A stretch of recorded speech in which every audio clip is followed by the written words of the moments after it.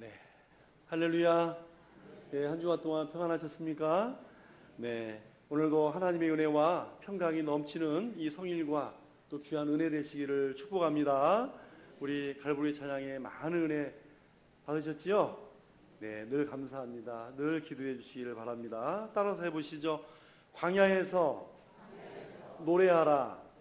예, 1930년대에 이 미국에는 아주 큰 우리도 예전에 그 IMF가 있었잖아요. 그러나 어떻게 보면 이것보다도 더 큰 그 경제 공황이 있었던 때였습니다. 자, 그 큰 경제 공황이 찾아왔을 때에 그때 법률가 출신이자 무정부주의자였던 이 클로렌스 데로우라고 하는 그런 분이 계셨어요. 근데 이분은 법률가이며 또 뭐 무정부주의자뿐만 아니라 그분은 또 유명한 무신론자이기도 했어요. 우리 사진 한번 보실까요? 사진? 네, 저렇게 생기셨습니다. 저렇게 생기신 분이죠. 아주 눈매가 날카롭게 생겼죠. 자, 미국이 경제 공황이 오니까 이제 자기의 그 무신론을 전파할 수 있다는 또 아주 절호의 기회가 왔다고 생각을 했어요. 그래서 강연을 다닐 때마다 항상 그랬어요. 여러분, 지금 이 사태를 보십시오. 하나님이 살아계신다면 이 상황을 줬겠습니까? 이 모든 것을 다 잃어버리고 난 것을 보면 여러분, 하나님은 없습니다. 없습니다. 이 무정부주의와 이 법률가로서 강연을 돌아다닐 때마다 꼭 이 말을 빼뜨리지 않고 하는 거예요.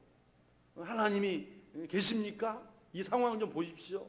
그러면서 꼭 얘기하는 거예요. 그리고 정부를 비판해요. 그리고 무정부주의적인 자기의 신념을 주장하는 것입니다. 그러던 어느 날 이 흑인들이 모여 있는 곳에 강연을 하러 가게 됐어요. 자, 이 무신론 강연을 또 하려고 또 이런 얘기를 한 거예요. 여러분, 우리는 다 잃어버렸습니다. 꿈과 재산을 잃었고 노래까지 잃었습니다. 노래까지. 이런 상황 속에서 여러분, 우리가 노래할 수가 있겠습니까? 흑인들에게 막 또 그 무신론 강연을 한 거예요. 그때 갑자기 뒷자리에 앉아있던 할머니 한 분이 손을 번쩍 들고 일어나서 그러는 거예요. 노래할 수 있습니다. 노래할 수 있습니다. 그러는 거예요. 그러니까 이 클레런스 데로우가 아니, 이렇게 어려운 상황인데 어떻게 우리가 노래할 수 있단 말입니까? 그 할머니가 큰 소리로 이렇게 말했대요. 예수님 때문에 노래할 수 있습니다. 예수님 때문에 노래할 수 있습니다. 그랬더니요, 이게 할머니 한 사람이 자신만만하게 외치니까 여러 군데에서 웅성웅성하는 소리가 들리는 거예요. 이게 무슨 소리냐면 맞습니다. 맞습니다. 할렐루야. 할렐루야. 예수님 때문입니다. 할렐루야. 동조의 목소리를 높이기 시작했어요. 강연장의 분위기가 이 하나님의 살아계심을 인정하는 분위기로 바뀌고 이 클레런스 데로우의 기록에 의하면 그때 당시에 큰 충격을 받았다라고 이야기를 합니다. 여러분, 내게 능력 주시는 자, 우리를 위해 죽으시고 부활하신 예수님 안에서 우리는 모든 것을 할 수 있습니다. 어렵고 힘든 역경 가운데에서 우리들 마음에 노래를 빼앗기지 않고 기쁨과 평안을 가질 수 있는 것은 예수님 때문인 줄로 믿습니다. 여러분, 오늘 본문에는 광야길이 나와요. 여러분, 광야는 역경과 고통의 상징입니다. 하루도 견디기 힘든 곳을 40년 동안이나 광야의 길을 걸었다라고 하는 거예요. 그런데 가난이 이 광야가 가난과 고통과 또 어떤 역경의 현장인 것 같지만 성경은 이 광야를 평가할 때 이곳은 고통과 역경의 장소가 아니라 광야는 누가 계셨는가를 알라는 겁니다. 광야가 힘들어요, 못 살겠어요, 죽겠어요, 그 장소로 성경은 그런 장소다라고 얘기하는 게 아니에요. 그 광야에 누가 계셨느냐, 그거를 강조하는 거예요. 그분이 어떻게 인도했느냐, 그거를 성경은 강조하고 있는 것입니다. 여러분, 우리는 하나밖에 없는 인생을 살아가고 있고요, 생명을 가지고 있고요, 그렇게 한 번뿐인 인생을 살아갑니다.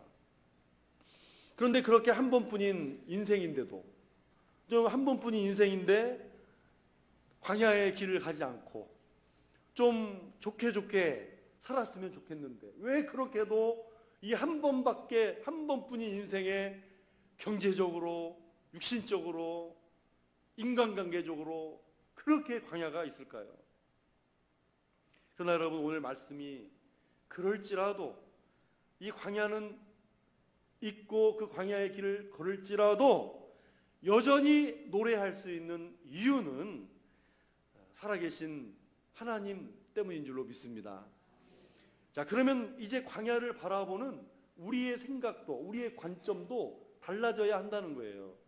우리 2절 상반절을 읽겠습니다. 2절 상반절 시작. 내 하나님 여호와께서 이 40년 동안에 내게 광야 길을 걷게 하신지라. 그렇습니다.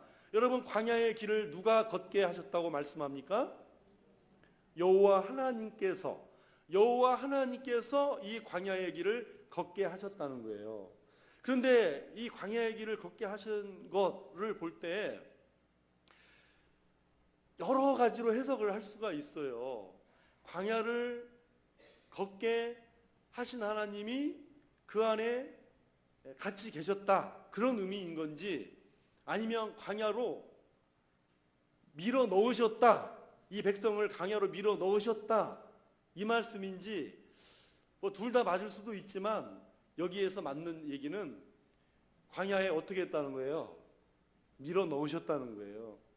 광야 길로 밀어 넣어서 그 광야 길을 걷게 하셨다는 얘기죠. 근데 여러분, 이럴 때 아까 말씀드린 클로레스 데로우처럼 우리도 똑같이 뭐 하나님을 믿고 예수님을 믿지만 우리도 한순간 무신론자가 될 수도 있다는 거 아니에요? 여러분이 광야를 만날 때 어떻게 얘기해요? 하나님이 살아계신다면 어떻게 나를 광야길로 걷게 하실 수 있습니까? 여러분, 우리는 그 순간에 우리는 무신론자가 되는 거예요. 그러면 왜 광야길로 걷게 하셨을까요? 우리를 무신론자 만들려고 하나님께서 광야로 밀어넣으신 거예요? 광야길로 걷게 하시는 겁니까? 그게 아니잖아요. 제가 어렸을 적에 이 집에 키우던 강아지 한 마리가 있었어요. 근데 예전에는 그 음식에다가 이 쥐약을 버무려 가지고 구석구석마다 놓고 쥐를 잡잖아요.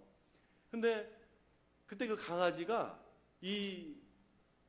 우리 집 강아지가, 제가 이뻐하던 강아지가 쥐약을 먹고 그 밥을 먹고 그걸 그냥 먹고 그 부엌에, 지금 부엌이면 이제 이런 실내 부엌이 아니잖아요. 바깥 부엌이죠, 그죠? 그 바깥 부엌에서 바닥에 쓰러져 가지고 막 경련을 일으키고 경직돼 있는 거예요. 그래서 저희 아버지가 막 급해가지고 손가락을 걔 목구멍에 집어넣어서 막 토를 시켰어요. 토를 막 하더라고요. 근데 이미 늦은 거예요. 이미 막 경련이 일어나고 경직이 돼가는 상황이라 그만 죽고 말았습니다. 그때 참 슬픈 기억이 납니다. 국민학교 2학년 때 같은 하여튼 그런 기억이 나요. 그런데 여러분, 쥐약을 밥에다 놓지 않고 고기에다가 버무려 놓는 집도 많았어요. 그런 제 기억이 그래요. 고기에다 버무려서 쥐가 그걸 좋아하니까. 근데 어떤 주인이요, 그 고기를 개 앞에 두는 거예요. 개 앞에 두고 개가 먹으려고만 하면 매질을 하는 거예요. 두드려 패는 거예요. 지금 그러면 큰일 나죠. 잡혀갑니다. 그러면 안 돼요, 지금은. 아무튼 개가 입맛만 다셔도 뒤지게 때리는 것 같은, 매질을 하는 거예요. 이러기를 수십 번 반복을 하니까 이제는 개가 고기를 먹지 않아요. 고기를 개 앞에 두면 입맛을 다시지도 않고 침도 흘리지 않고 이제는 주인의 손을 보고 자기 밥그릇에 넣어주는 것만 먹어요. 그러니까 주인의 눈치를 보면서 이제 훈련이 되는 거예요. 그러니까 동네 개는 다른 동네 개는 다 죽었어도 이 개만 어떻게 했어요? 이 개만 살아남은 거죠.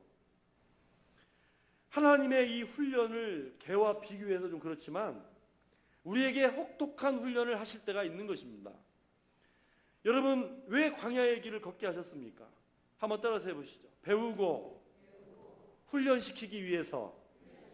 그래요. 백성들을 광야길로 걷게 하신 것은요, 배우고 훈련시키기 위해서입니다. 그래서 여러분 3절 끝에 보시면, 우리 3절 끝에 보시면 알게 하려 하심이니라 그러잖아요. 알게 하려 하심이니라, 이 말이 뭐예요?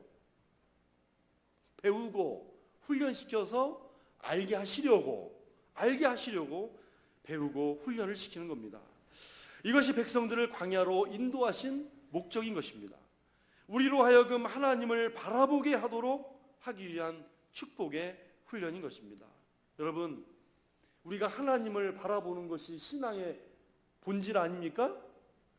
여러분, 하나님을 바라보는 것이 우리의 신앙의 본질이고 그것만이 우리가 망하지 않는 유일한 길이기 때문에 하나님께서 때로는 광야의 길을 걷게 하시고 배우고 훈련시키시는 것입니다. 자, 그러면 광야에서 무엇을 배우고 훈련시킵니까? 세 가지로 말씀드리겠습니다. 첫째는 한번 따라서 해보시죠. 광야에서 낮아짐. 그래요. 광야에서 낮아짐을 위해서입니다. 우리 2절을 같이 읽겠습니다. 시작. 내 하나님 여호와께서 이 40년 동안에 내게 광야 길을 걷게 하신 것을 기억하라. 이는 너를 낮추시며 너를 시험하사 내 마음이 어떠한지 그 명령을 지키는지 지키지 않는지 알려 하심이라. 아멘. 자, 이 말씀을 보면 이는 너를 낮추시며 라고 말씀합니다. 여러분, 하나님 앞에서 낮아진다는 것이 무엇일까요? 하나님 앞에서 낮아진다는 것. 여러분, 하나님 앞에서 낮아진다는 것은 천지의 창조주이신 우리 하나님, 전지전능한 우리 하나님 앞에서 우리 인간의 연약한 한계를 인정하는 것입니다. 그게 하나님 앞에서 낮아지는 거예요. 나의 한계를 인정하는 것으로만 끝납니까? 아니잖아요. 내려놔야 되는 거예요. 나 자신을 내려놔야 되는 것입니다.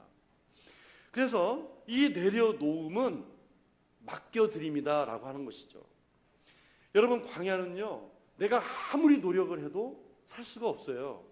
내가 아무리 노력을 해도 그 광야에서는 효과도 없고 열매가 없어요. 이 광야 같은 세상에 내 뜻대로 되는 것이 있었습니까? 물질을 의지하고 내 뜻과 내 생각대로 모든 일이 잘 되시던가요? 광야는요, 광야의 상징은요, 하나님의 도움 없이는 하루도 살 수 없다는 것입니다. 뱀과 정갈이 있잖아요. 농사를 지을 수도 없어요. 하나님께서 먹이시고 입히시는 보호하심과 인도하심이 없으면 단 하루도 살 수가 없습니다. 여러분, 이런 광야 같은 인생의 길에서 저와 여러분들이 주님, 저는 주님이 없이는 단 한순간도 살 수가 없습니다. 저는 주님의 인도와 보호하심이 필요하고 저는 주님께서 오늘도 나와 동행하심이 함께하심이 필요한 존재입니다 라고 고백하는 그 사람이 하나님 앞에서 낮아진 사람이죠. 여러분, 오늘 이 광야 같은 세상길에서 오늘 나의 연약한 한계를 인정하고 계십니까? 오늘도 나는 더 낮아져서 우리의 주님 앞에 참으로 이 광야 같은 세상길에서 나는 주님의 도움 없이는 살 수 없다고 참으로 주님 앞에 고백하는 낮아짐의 역사가, 낮아짐의 은혜가 함께 하시기를 바랍니다. 그렇습니다. 광야는요, 이것을 인정하라고 하는 곳이 광야입니다. 40년 광야길에서 무슨 생각을 했겠어요? 아, 광야는 내 힘으로 살 수 없구나. 하나님이 나를 먹여주지 않고 인도하지 않으면 아무것도 할 수 없구나. 여러분, 철저히 하나님을 의지하고 낮추어야만이 갈 수 있는 것이 광야길입니다. 그러면 여러분, 하나님은 우리가 왜 낮아지기를 원하실까요? 여러분, 하나님의 은혜가 겸손한 자에게 머물기 때문입니다. 교만한 자를 대적하시고 겸손한 자에게 은혜를 베푸시기 때문입니다. 하나님은요, 그 하나님의 은혜는 항상 낮은 곳, 낮은 자에게 임하시기 때문입니다. 그런데 우리 하나님께서 이렇게 낮은 곳에 임하실 때, 이 낮아지는 곳에 임하실 때 그냥 오시지 않아요. 우리 신명기 8장 16절을 읽겠습니다. 16절 시작. 내 조상들도 알지 못하던 만나를 내게 먹이셨나니 이는 다 너를 낮추시며 마침내 내게 복을 주려 하심이었느니라. 아멘. 한번 따라서 해보시죠. 마침내 너에게 복을 주려 하심이었느니라. 여러분, 다른 복이라는 말씀도 좋고 다른 여러 우리 하나님의 말씀 다 귀하지만, 저는 이 말씀을 보면서 하심이었느니라 라고 하는 이 말이 여러분 묵상이 되지 않습니까? 여러분, 하심이었느니라 하는 곳에 이 하나님의 마음이 있지 않습니까? 하나님께서 광야를 통해 낮추시는 것은 우리에게 고통을 주시려 하시는 것이 아니었다라는 것입니다. 마침내 내게 복을 주려 하심이었느니라 라고 하는 것은 여러분, 하나님의 진짜 숨은 마음이 있었다는 얘기죠. 내가 그러려고 이렇게 했던 거야 라고 우리도 얘기하는 것처럼, 하나님은 우리에게 고통을 주시려고 광야의 길로 인도하신 것이 아니라 마침내 내게 복을 주려 하심이었더라고 하시는 것입니다. 사랑하는 여러분, 광야길을 만나고 걸어도 하나님의 진짜 숨은 뜻을 믿음으로 받는다면 광야에서도 노래할 수 있지 않겠습니까, 여러분? 오늘 이 아침에 이런 하나님의 숨겨진 마음을 믿음으로 받으신다면 더 낮추시기 바랍니다. 더 낮아져야 됩니다. 나의 한계를 인정하고 낮아지는 곳에 하나님께서 숨겨진 축복을 들고 오실 줄 믿습니다. 둘째, 또 따라서 해보시죠. 우리의 순종을 달아보십니다. 그래요. 여러분, 광야에서 배우고 훈련함을 통해 우리의 순종을 달아보십니다. 저울에 2절 하반절을 읽겠습니다. 시작. 내 마음이 어떠한지 그 명령을 지키는지 지키지 않는지 알려 하심이라. 아멘. 여러분, 가나안 땅은요, 이 가나안 땅은 지금 이스라엘 백성들이 요단강을 앞에 두고 있어요. 이 현재 장소가, 신명기 말씀을 듣는 장소가 요단강 앞에 모압 평지에 있단 말이에요. 그러니까 이 광야 2세대들이 이제 곧 가나안 땅에 들어가는 거잖아요. 요단강을 건너서 바로 이 직전에 다시 한번 모세가 당부를 하는 말씀이 신명기잖아요. 자, 너희들이 들어갈 이 가나안 땅은 바알과 아세라를 섬기는 땅이라는 거예요. 거기에 들어가면 우상을 섬기는 아내를 맞이하지도 말고, 같은 말이지만 결혼하지 말고, 너희가 들어가면 그 가나안 땅을 정복할 때 모든 가나안 원주민을 다 죽여라 명령하실 정도로 가나안 땅의 문화나 풍습은요, 하나님 보시기에 악했다는 것입니다. 그래서 가나안 땅에 들어가기 전에 철저히 하나님의 말씀 앞에 순종시키기 위해서, 순종하는 법을 배우기 위해서 그 순종하는지를 이 광야에서, 이건 성경에는 없지만 제가 표현한 거죠. 저울에 단 거예요. 저울에 달면서. 여러분, 그것이 어떻게 표현되어 있습니까? 여러분, 오늘 말씀해 보면 하나님은 어떤 분입니까? 하나님 어떤 분이에요? 너의 마음이 어떠한지 그랬잖아요. 너의 마음, 나의 마음이 어떠한지 알고 싶은 분이 하나님이세요. 하나님은 우리 마음을 확인하고 싶으실 때가 있는 것입니다. 근데 여러분, 하나님께서 우리 마음 중심을 몰라서 확인하고 싶은 거예요? 하나님께서 우리 마음, 사람은 사람 속을 모르죠. 그러나 하나님은 아시잖아요. 하나님은 우리의 마음 중심을 다 꿰뚫고 보시는데 굳이 너의 마음이 어떠한지 확인할 필요가 뭐가 있어요. 그런데 이것은 마음이 아니라 마음을 떠나서 이 마음을 가지고 순종이라고 그랬잖아요. 지키는지 안 지키는지 우리의 입술과 우리의 순종은 그러니까 믿음이죠. 믿음으로 하는 순종이 보여지길 원하는 거죠. 그게 마음으로부터 시작이 되니까 굳은 결심으로 해야 되겠다는 결심 속에서 순종이 되는 거니까 우리의 근본 마음이 어떠한지를 보시는 거예요. 그러니까 여러분 말을 해야 되는 거예요. 그죠? 마음이 어떠한지 알려면 말을 하고 행동을 해야 돼요.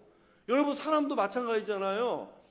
아무리 가까운 사람이라 할지라도 너 내 마음 알지 하면 알아요? 여러분 여자들이 아내들이 나 오늘 뭐 변한 거 없어? 여러분 변한 걸 어떻게 알아요? 말해야 알지. 여러분 남자를 시험 들게 하지 마세요. 시험 들게 하지 마십시오. 괴롭습니다. 힘들어요. 고통스러워요. 여러분 그래요. 말을 해야 알죠. 말을 해야. 행동으로 보여야 되는 거지 마음으로만 갖고 있으면 무슨 증거가 나타나겠어요. 여러분 군인도 있죠. 군인이라도 똑같은 군인이 아닙니다. 여러분 군인도요 해병대가 있고 공수부대가 있어요. 강하게 훈련받은 군대가 있어요. 또 출퇴근하는 군인도 있어요. 그죠? 예. 근데 다 똑같은 군인이 아니에요.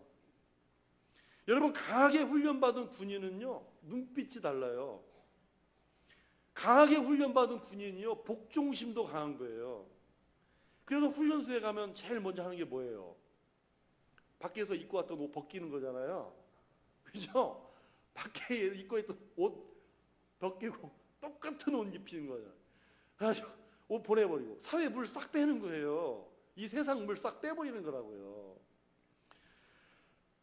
이런 복종이요 충성심을 만드는 겁니다. 복종심이 있어야 충성하는 거예요. 이게 아니면 군대가 유지될 수가 없잖아요. 여러분 누구나 광야를 경험합니다. 나만 겪는 거 아니에요. 누구나 광야를 경험하거든요. 근데 그 광야에서도요 눈빛이 살아있는 사람이 있고 또 어떤 사람은 항상 죽을 사람처럼 눈빛이 흐린 분들이 계세요. 여러분 보이죠? 보입니다. 그거 보여요. 보여 다. 물론 왜 그럴까 그렇게 판단하는 게 아니죠. 저마다 견뎌낼 믿음의 분량이 다 달라요. 예? 그걸 감당하지 못하면 힘든 거지. 뭐 눈빛이 그렇다고 살아나세요? 뭐 그럴 수 없잖아요. 견뎌낼 믿음의 분량이 다르기 때문입니다. 그러나 자 오늘 우리는 이 말씀을 들었어요. 자 지금까지 그랬어도 상관없어요. 여기 들어오기 전까지만 해도 눈빛이 다 죽었어도 상관없다고요. 그러나 오늘 말씀을 들었잖아요. 여러분 오늘부터 광야의 인생길을 바라보는 눈빛이 달라지기를 축복합니다. 우리 옆에 분에게 이렇게 한번 격려해 보세요. 눈빛이 살아있습니다.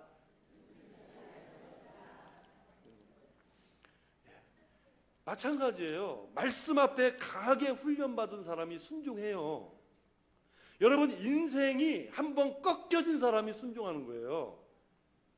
흔들리는 갈대는요 절대 순종하지 않습니다. 강하게 훈련받고 꺾어지는 일은 그러나 피곤한 일이죠. 얼마나 고통스러워요. 어떻게 거기서 노래가 나올 수가 있겠어요. 그러나 주님은 우리를 피곤하게 만들려고 고통을 주시려고 순종하라는 거 아닙니다. 신명기 10장 13절을 읽겠습니다. 시작. 내가 오늘 내 행복을 위하여 내게 명하는 여호와의 명령과 규례를 지킬 것이 아니냐. 그렇습니다. 여러분 무엇을 위해서 순종하라고 그러죠? 금세 읽었는데 금방 저기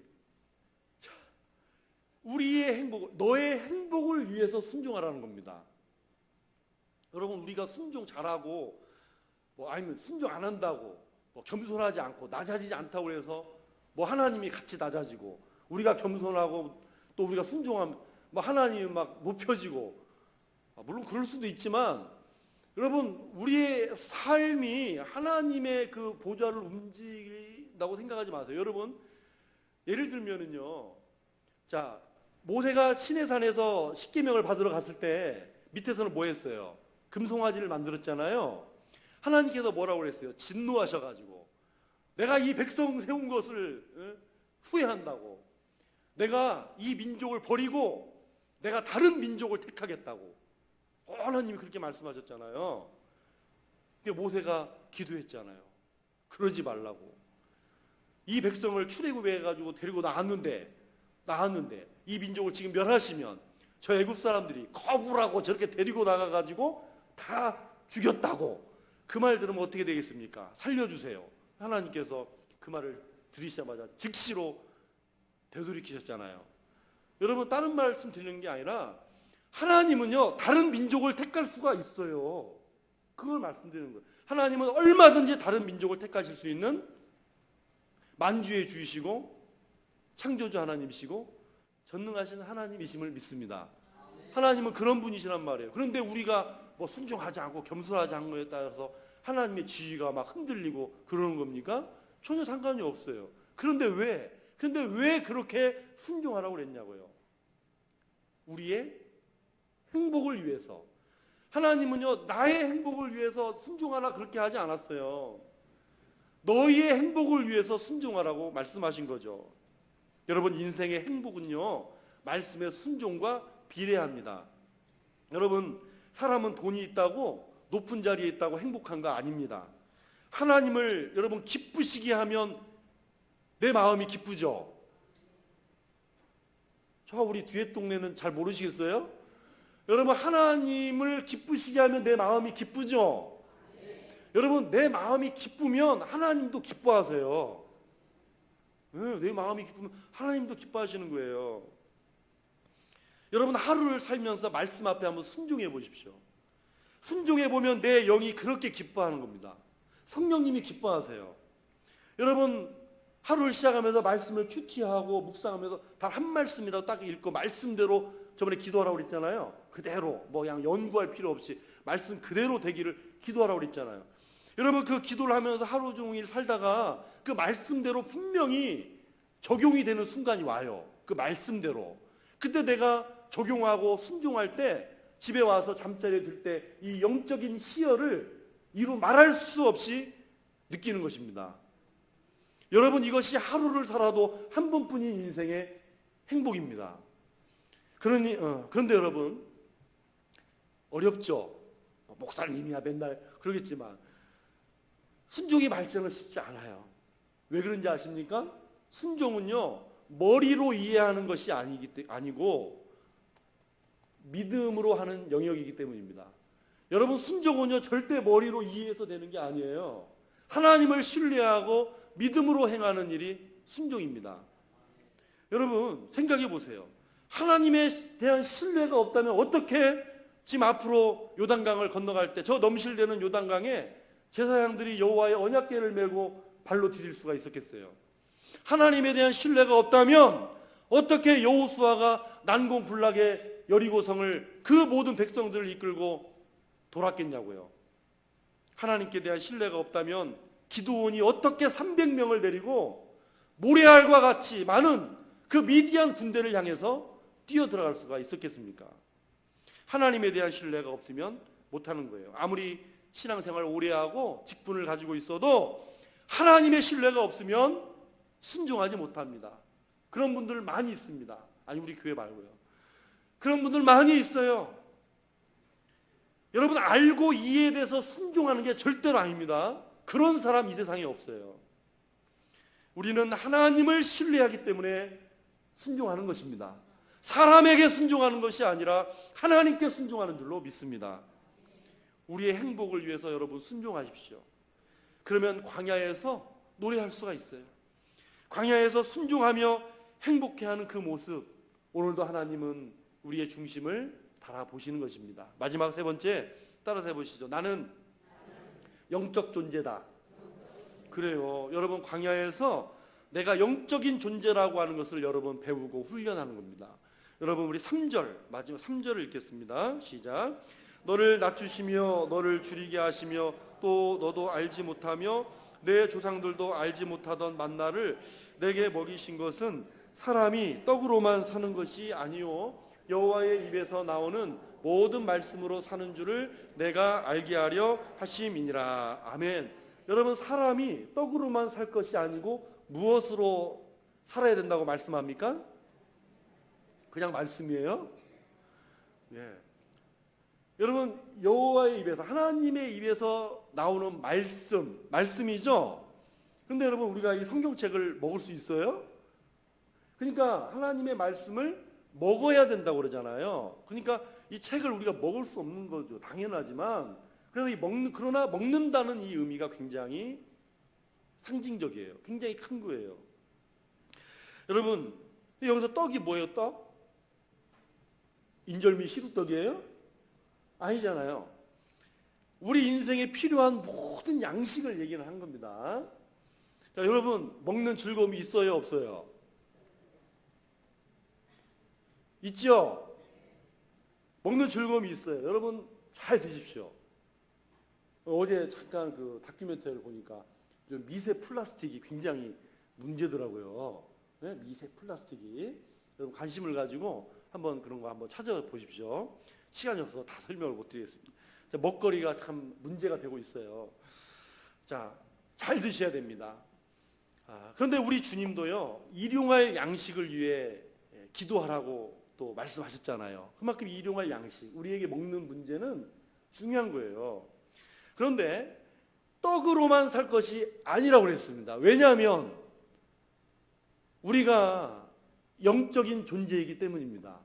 영적인 존재이기 때문에 떡으로만 살 것이 아니라는 거예요. 영혼을 우리는 가졌기 때문에 아무리 잘 먹고 잘 살고 잘 입어도 영혼이 채워지지 않으면 여러분 늘 공허한 것입니다. 여러분, 잘 사는 것으로 만족하면 왜 돈 있고 잘 사는 사람들이 자살을 더 많이 해요? 높은 권력을 가진 사람이 왜 우울증에 더 많이 걸립니까? 통계적으로. 왜 더 많이 걸릴까요? 아무리 인간이 잘 살아도 영의 양식인 말씀을 먹지 않으면 공허하게 되어 있습니다. 인간이 영적인 존재이기 때문이에요. 그래서 이 광야의 백성들이 40년 동안 길을 걷게 하신 것은 하나님의 입에서 나오는 말씀으로 사는 영적인 존재임을 알게 하시려고 라는 것이죠. 여러분, 지금 우리는 숨을 쉬고 있죠. 육신의 숨이. 이 숨을 쉬고 있는 우리는 이 육신의 생명을 지키려면 먹어야 됩니다. 맞지요? 먹어야 되는 거예요. 그러나 저와 여러분들은 육신의 생명을 지키기 위해서 먹는 문제만큼 더 중요한 것은 우리가 예수 믿고 구원받은 생명이 우리 안에 있다는 거예요. 여러분, 내 지금 가슴에서 뛰고 있는 이 생명만 아니라 우리 영혼의 생명도 뛰고 있단 말이에요. 그래요. 예수님 믿고 영원한 생명을 내 안에 가지고 있고요. 내 안에는 이미 영원한 생명을 가지고 있을 뿐만 아니라 부활할 수 있는 부활의 생명 또한 가지고 있는 거예요. 이것이 살아있는 영혼이라는 거죠. 생명이라는 것입니다. 그렇다면 여러분, 이 생명을 지키기 위해서도 먹여야 되는데 너무 굶기지 않습니까? 여러분, 너무 굶기지 않아요? 광야 같은 세상길에서 이 육신을 위해서만 허덕이다가 내 영혼이 굶주려 공허한 마음이 되면 아무리 육신으로 잘 먹어도 그게 무슨 소용이란 말입니까? 비극이죠. 여러분, 식사 잘하면 노래 나오죠? 막 짜증나 있다가도 배부르게 먹으면 기분 좋아지잖아요. 그러죠? 왜 그러세요? 다들 안 그런 것처럼. 그런 거예요. 배고프면 어떻게 해요? 짜증나잖아요.